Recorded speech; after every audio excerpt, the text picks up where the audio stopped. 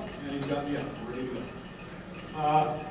My name is Mark Weldon. I'm the current president, the 2018-2019 president for the Buckeye Boys State. I've been involved with the program about 15 years now, and I kind of wish I had discovered it 15 or 20 years before that. It's that good a program. I think that's a reaction we all have when we come into it late. It's like, I wish I had discovered this earlier. Real quick, before we get into the meat of it, how many in here feel you know nothing or maybe not a whole lot about what Boys State really is?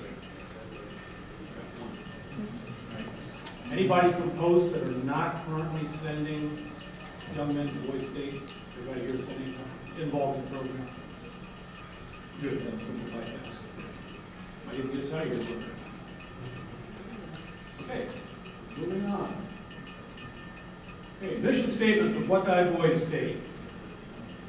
The mission of the American Legion Buckeye Boys State is to provide an educational and leadership program, and that's key. It's leadership as well as education. We tend to sometimes picture the government program. It is so much more than that. And imagine going into a high school, you're trying to recruit students and say, hey, how would you like to, a week after school's over, go in and learn about government?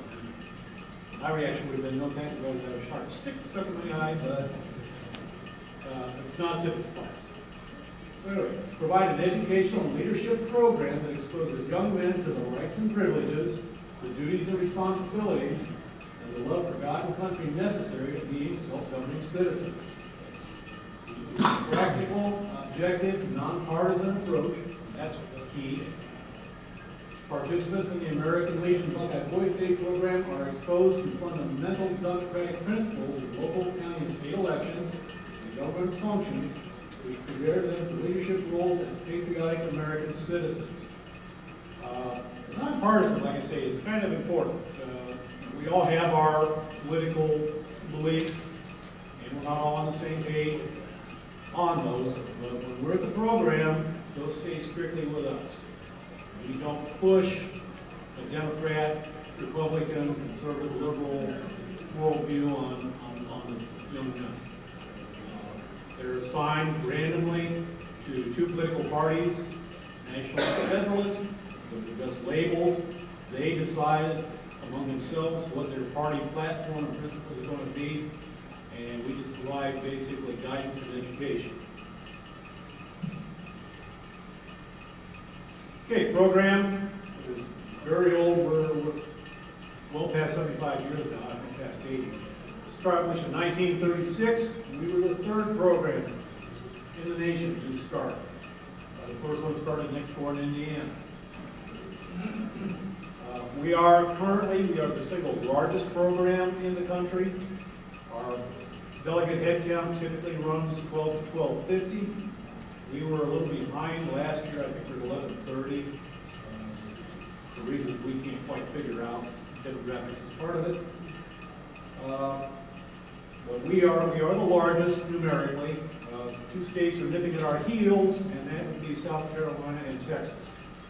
They'd really love to overtake us on numbers, but so far we're holding our own. It doesn't do any good to be the largest if you're not also the best, and we think we are. We know we are. Other people dispute that. As far as in the state, we are considered the premier youth program in the state by virtue of our size, by virtue of what we do. And we are currently at, I'm sure everybody's aware, 2 years ago we made the change to Miami University from Bowling Green. We have a long history at Bowling Green, 39 years. It was a bit of a chatty nose. It was a bit of a challenge moving, and I think maybe Bowling Green thought we weren't going to do it, but we did. And actually it's a great move. Miami has been just a fantastic venue for us to run the program in. Facilities are much better than what Bowling Green was able to offer us. And the really nice thing about it is we actually have room to grow. We were pretty much restricted at Bowling Green. Just by building capacity, we were maxed out. At Miami, we've got the capacity, if we can develop program resources, to go to probably 14, 15 potentially. Challenges with that too, but it does give us that potential. Program is overseen by a 60-member board of trustees. All trustees are Legionnaires, it is a requirement. We have over 125 staff members, and they're all volunteers. Nobody gets paid for this. Staff members are divided up between Legion members, non-Legion personnel, and our counseling staff. Counselors are all people who have prior been attendees of Boys State. That's a core requirement. Every year, the students are being evaluated by that year's proper counselors, and trying to identify people who invite back, so we keep moving the program forward, keep improving. The rest of the other staffing is divided up, and I mentioned the trustees, they're the voting members of the organization. We also have commissioners. Commissioners are required to be Legionnaires. They have voice but no vote. And then our final category is consultants. And these are people who bring skills or knowledge to the program that we can use, but they really aren't eligible for Legion membership. They can make every bit as important contribution as we can. We run planning meetings, general meetings in the spring and fall. We have an annual meeting at the program. That's where we do annual election of officers, vote some of the major policy changes. I have a thought. All right. Boys State is not a camp. Excuse me. That's what Jerry White kept emphasizing all those years. It's not a camp. And that's what we're competing with.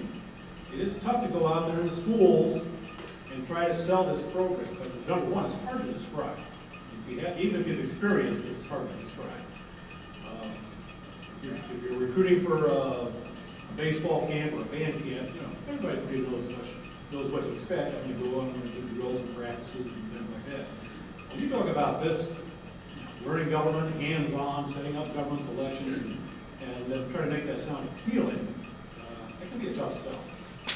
Our best salesmen are actually the people who went the year before, and that's what we like. It is highly structured. We keep them running. It dusk to dawn, pretty much. Intense hands-on workshop in Ohio government, starting with elections, and we hit them as soon as they start. When we come in Sunday afternoon and start the election process. Candidates selected for the program must be willing to give us 100% and stay the entire time. Almost every year I get questions from parents. Can my son leave early Saturday, or could he leave Friday because he's got to go to a wedding or something? And basically we'll tell them for the most part, we expect them to be here for the whole program, because that's what you need to get the benefit out of it. And we can make some, there's some wiggle room. Cutoff I usually use is if you're going to be able to stay through the end of the operation Saturday, you've made your contribution to your fellow students. You're going to miss a graduation, but family things do happen, and there's balancing. But if you're leaving Friday, you're not finishing the program, and frankly, if somebody asks for you to participate, we're going to tell you no, I didn't complete the program. So if that question comes up, that's kind of how to go about it. We do require an in-person orientation. We run a number of them throughout the state, usually starting late April, going up through late June. Early June, late June.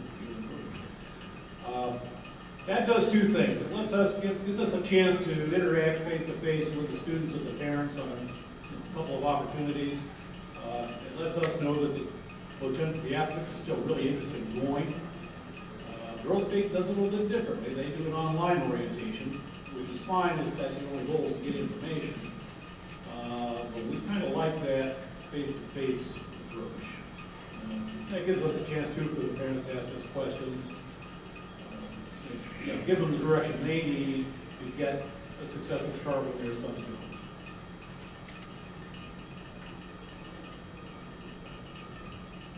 Very important, and again, most of you know this.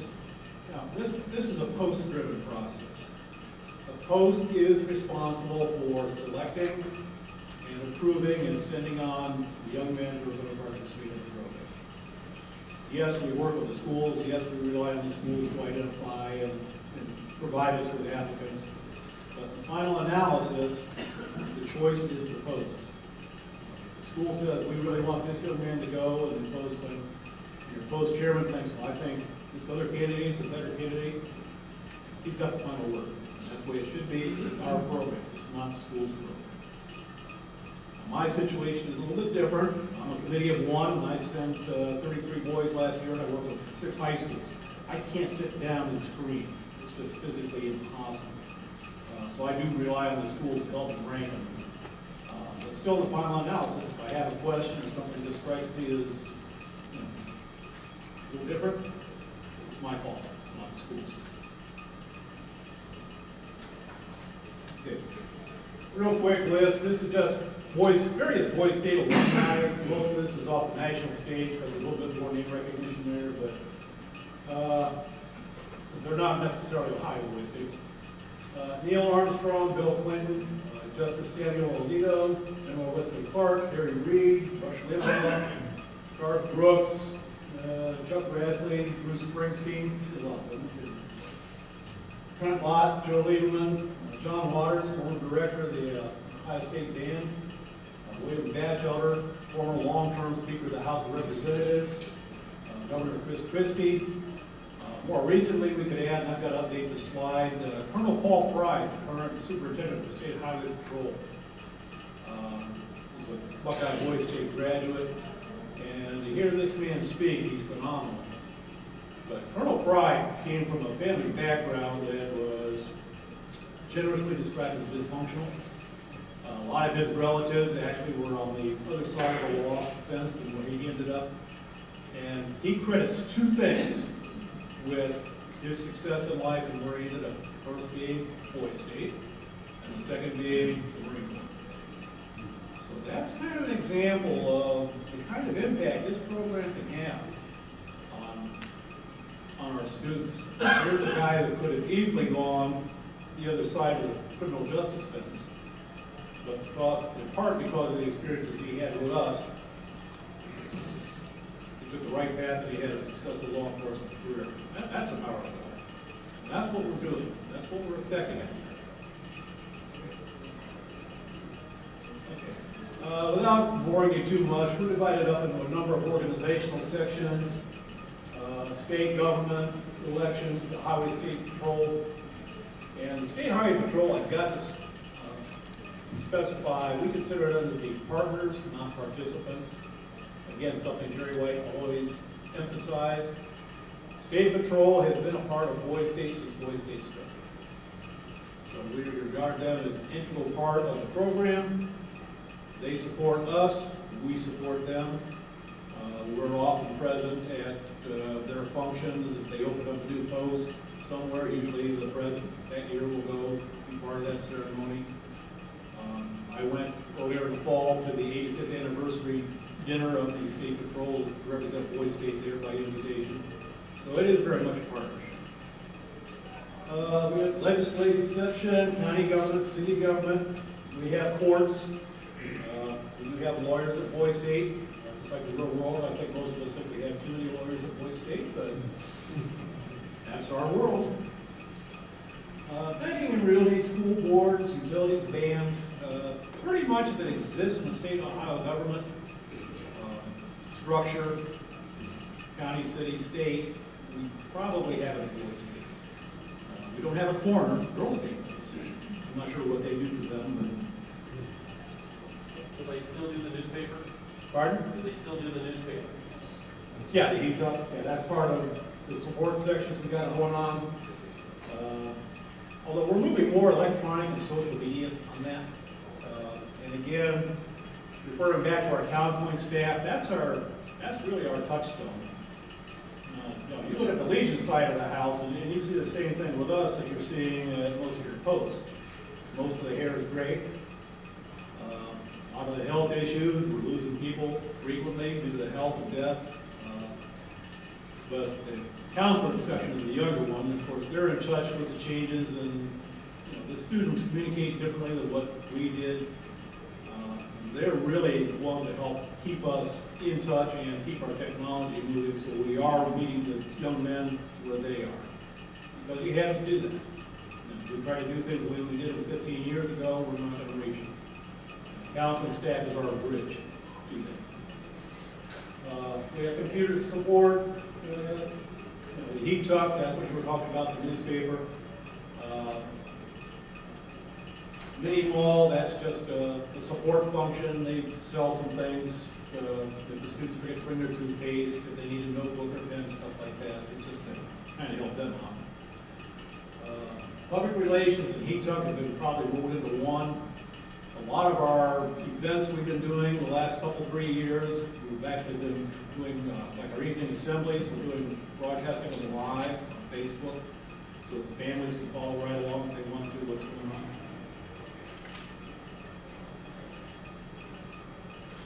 All right, things are going on at Boys State. And again, this is just a quick skimming the surface.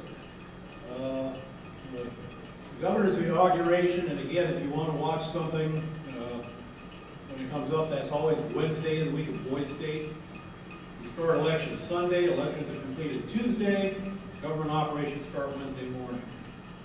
The formal inauguration of the governor and the state Supreme Court justices are conducted Wednesday evening at that assembly, and great fanfare and hoopla.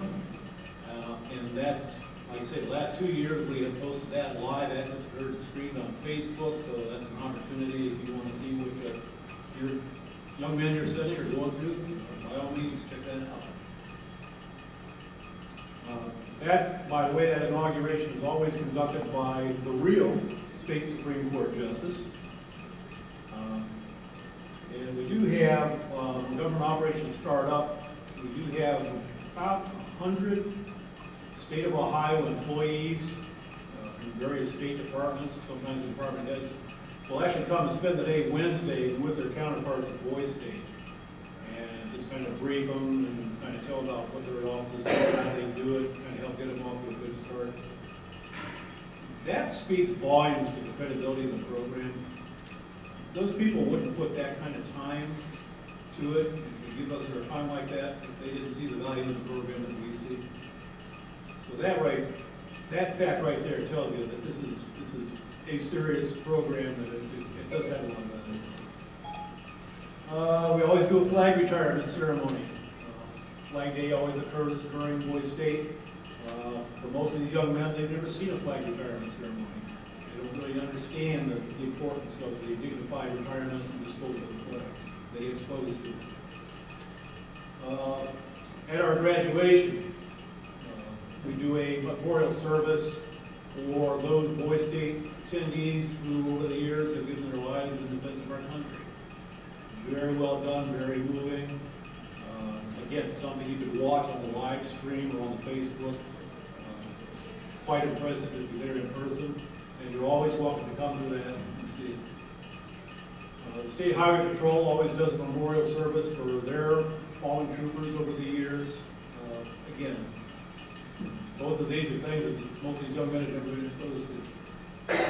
We do a college fair Thursday afternoon. Usually have about 100 or so colleges coming in, and this is not your local community college. This is service academies, MIT, major state universities. Our students, or our delegates, are the type of students that they want. I mean, we're picking what we tell them is cream of the crop. We are the students that they want to reach. So we have no trouble getting college into that college fair. One of the things that goes along with that, one of the colleges that comes in is MIT, and their person usually does a little 1-hour seminar for the students and their families on how to do a college application, what pitfalls, how to do it so it gets noticed, a better chance of being selected. Things you can't get a lot of other places.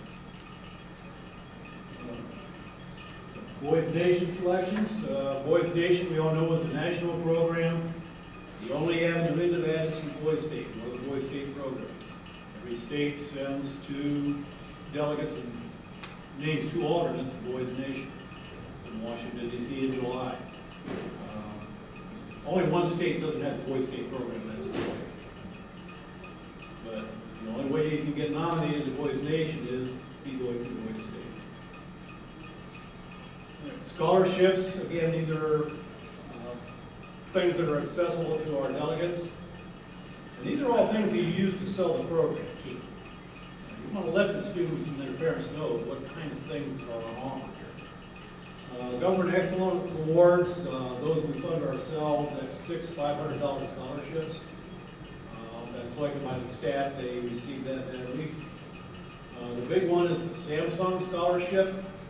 Samsung Corporation, many years ago, in gratitude for the U.S. role in defending South Korea, wanted to set the scholarship, and they chose the American Legion to partner with. Every year, that Samsung Scholarship Corporation will distribute 14, I think, $20,000 scholarships. To even apply for that scholarship, you can only do it if you're an attendee at one of the Boys State or Girls State programs. Nobody else can even apply. United States Senate Youth Program, that's a $5,000 scholarship. I don't think that's exclusive through the Boys State. I think there's other people can access that. But again, it is one thing that is available for our delegates. All right, everybody's supporting Boys State, so I'm going to assume I'm preaching to the choir here. Why do I want to support Boys State? Why should I supposed to be involved? Number one, the program involved introduces high school students to the American Legion and its principles and values. This may be the first, probably will be the first impression that the students in your community will get of what the American Legion is, what it stands for. Most of them are only going to be vaguely aware of the American Legion presence if they're aware of it at all. We are heavily, believe me, when they're done with our week at Boys State, they know what the American Legion is. We do have, in Ohio, we have the most actual Legion involvement in Boys State of any of the programs.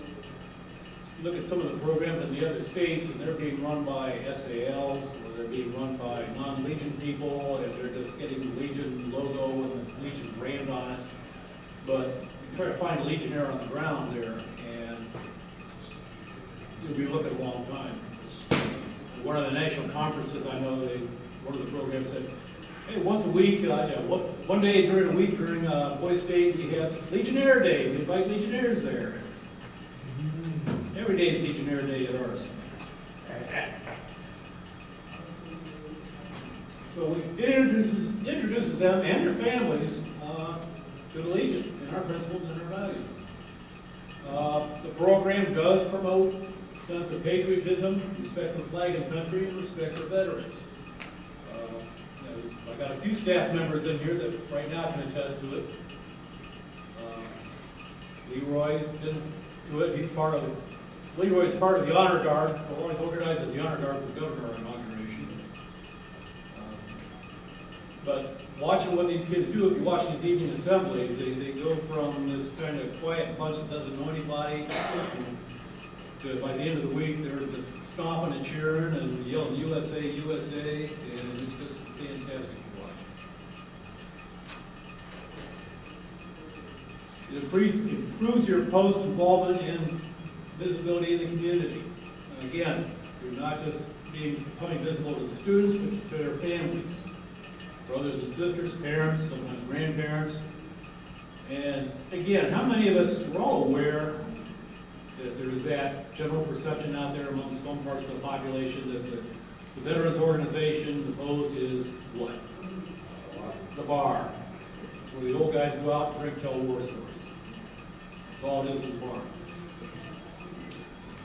This is probably the first time a lot of them find out that we're involved in so much more than that. That we're not just a bar. We are, in fact, a vital, important program. We are a big component of the Americanism pillar of the American Legion. I think in some ways we're the most important one. I think we're the most impactful of the Americanism programs. Yeah, you might reach more rhetorical in terms of numbers of flags for first graders. And those are all great, not to take anything away from them. But they don't have the same intensity that this does. Granted, fewer numbers, but more intensity. I mean, again, what you see up there that week, down there that week now. We are making an impact. Let's see. And it's estimated that even though in the 8 days you're there, you're just scratching the surface, you really can't be an expert on government. But we figure that when they leave there, they know probably more about at least local and state government than about 70% of the rest of the population. So it's a good start. All right, how do we support Boys State? Again, most of you are already doing this, or all of you are in this. Get involved in your local schools to identify and send students to the program. If you're not already doing it, you're doing it. I assume most of you are partnering with local organizations to raise funds. Anybody not? Good way to maximize your ability to send people. I mentioned I sent 33 boys last year, and I paid 28 of those. The rest were alternates. And I think we sent 22 or 27 girls. About half of those were paid by community partners, not by our funds. We didn't have those community partners, we didn't be able to send nearly about half as many as we do send. So that's an important resource. Okay. If for some reason you can't quite support sending a student, send them some money. $50, $100, a couple $100 to help support the program, send it to the department, that's always good. Pull with a couple other posts to organize somebody if you don't have enough money yourself.